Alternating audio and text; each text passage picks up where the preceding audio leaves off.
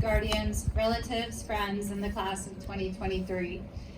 It is an honor and a privilege to introduce to you the class of 2023 Salutatorian Jacob Sokolowski.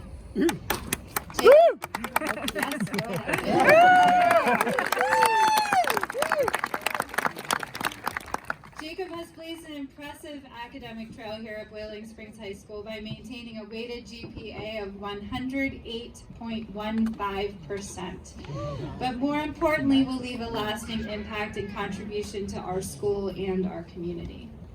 Jake has been awarded academic letters of excellence, qualifying for distinguished honors throughout his high school career. Of the 13 AP courses offered at Boiling Springs, Jake has taken 11, and in addition chose to enroll in an AP environmental science course for no credit, simply to learn more. Among a multitude of other accomplishments, he is one of 2 student representatives elected by classmates to our school board, a member of National Math Honor Society, National Spanish Honor Society, and National Honor Society, and was instrumental in both starting and leading the Social Justice Club. Most recently, Jake was selected for the Best and Brightest Award through Penn Live's Best and Brightest in Central PA. Jake is a student that is not only academically impressive, but perhaps more importantly, impressive in character as well. Just one example of this was during his sophomore and junior years when he was injured during track season. Jake continued to remain an integral part of the team by serving as the team manager and keeping splits for the team. Like the U.S. Postal Service, he was there through the wind and the rain and did whatever was needed to help his team even though he could not compete himself. I remember first meeting Jake in Dr. Haynes' office as he was preparing for his next report for the school board. He struck me as a student wise and mature beyond his years. Since then, I have learned that Jake is working on writing a children's book, has won the PA District 6 Public Forum debate at the state championship, and is one of the most well-rounded students we could hope for. Jake's teachers had this to say about him. He is one of the most objective and analytical teens I have ever worked with. He challenged his classmates and teachers to be more diligent in research and knowledge of social issues that our country faces every day. Jake is a class act and humble when many others of his ability would not be. Jake is a naturally curious individual who is committed to learning and excellence. He constantly capitalizes on these traits to exhibit a level of critical thinking and creative problem solving that far supersedes his fellow classmates. People gravitate toward Jake's natural confidence and enthusiasm. He uses these qualities to create a cohesive environment among his friends and peers in the classroom. These are 2 qualities of a strong leader, qualities that Jake effortlessly exhibits in his leadership roles within the school community. Above all, Jake has a passion for social justice, self-government, and freedom. He has spent countless hours thinking about and studying these topics on his own time. The truly impressive quality about Jake is that he does not keep his passion to himself. He is actively involved in striving for change. His passion for social justice noticeably drives everything he does, including seeking to better the community around him. As a leader, Jake is fair, encouraging, and tries his best to see the whole picture of a situation. He truly cares about others and making the world around him a better place for his generation and beyond. Jake's positive attitude, achievements, and service will certainly be missed here at Boiling Springs High School. This fall, he plans to continue his academic career at Williams College to major in philosophy and political science. Ladies and gentlemen, it is my pleasure to introduce Jacob Sokolowski.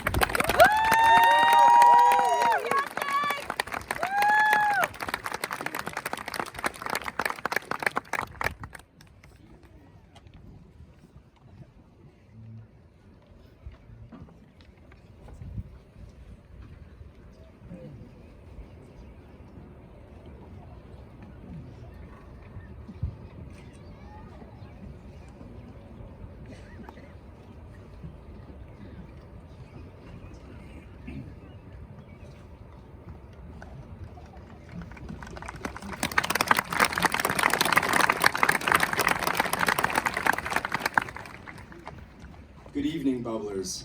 I'm honored to speak to you tonight as the Salutatorian of the class of 2023. Before we begin, some thank yous are in order, though I could spend the entire time expressing my gratitude, and it would never be enough. Firstly, thank you to my outstanding teachers, from Mrs. Watkins, who in second grade saw something within me and put me on the path to where I am today. To Miss Stevens, my debate coach, who guided me to my full potential and believed in me all the way. To Miss Bozart, who let me spend 75% of my day in her room and who weathered the storm of my hot takes and opinionated political positions. And finally, thank you to the administration, especially Dr. Hain and Mrs. Pittman, who fielded my endless questions, concerns, and constant desires for change in our school. Thank you to my amazing friends and peers who continually astounded me and inspired me with their intelligence, wit, and perseverance. To Connor, my intellectual rival, yet closest comrade, no, not always ideologically, thank you for your willingness to challenge me and your desire to be always your best. You inspire all of us. And finally, to my family, Mom and Dad, you somehow found the perfect balance between pushing me where I needed to be pushed and letting me thrive unassisted where I could. Your strength, guidance, and model are what our world needs more of. To my brothers, thank you for keeping me grounded and putting up with my teasing and jests, though you guys do in fact deserve it. And finally, to my sisters, you have taught me more than you know, and I truly would not be who I am today without you. One day, after I devote my first book to you, I'll tell you the whole story of how you shaped me. With that, let me begin.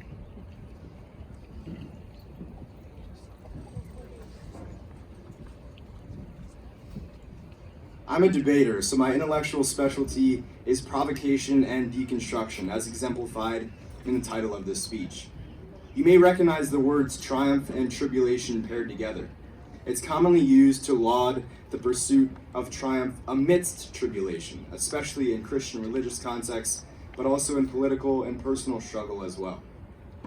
My desire, though, today is to invert this relationship and claim that in many cases tribulation is the result of triumph, not that triumph is the result of tribulation, as we've heard countless times before.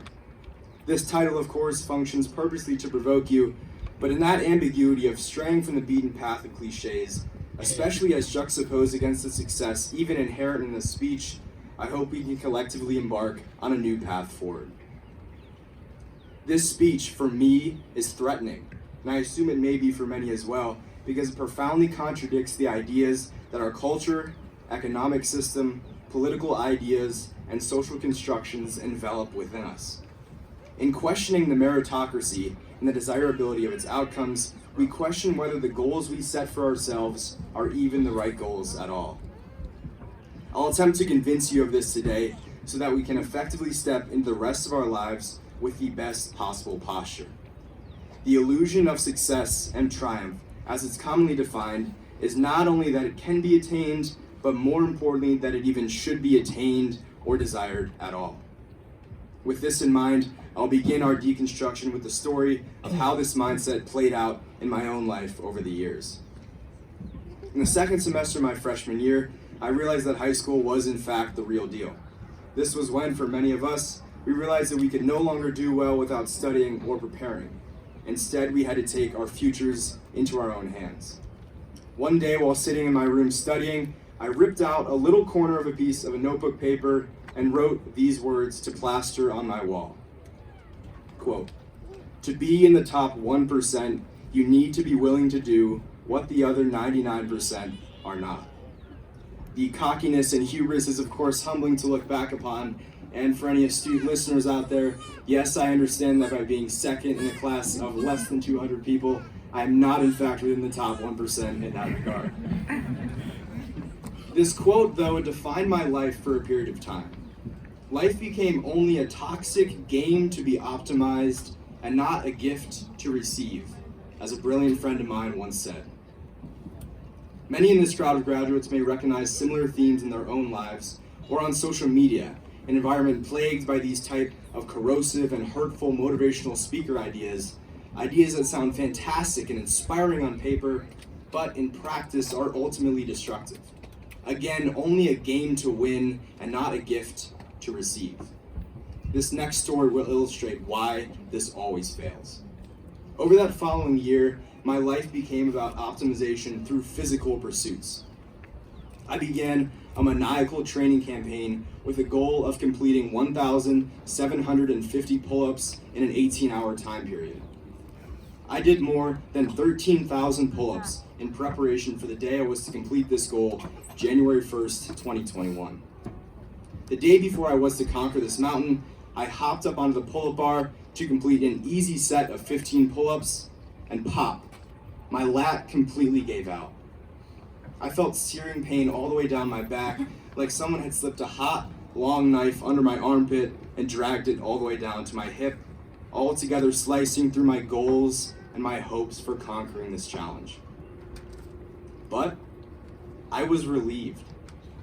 I was relieved for one very simple reason that I left out of this story thus far. The only reason I wanted to be able to complete this challenge was to take a picture of myself under the pull-up bar after it was all over and post it on Instagram with an inspiring caption about what I had done. Here then we can see the destruction inherent in such a mindset of striving to be the best and of striving for triumph alone.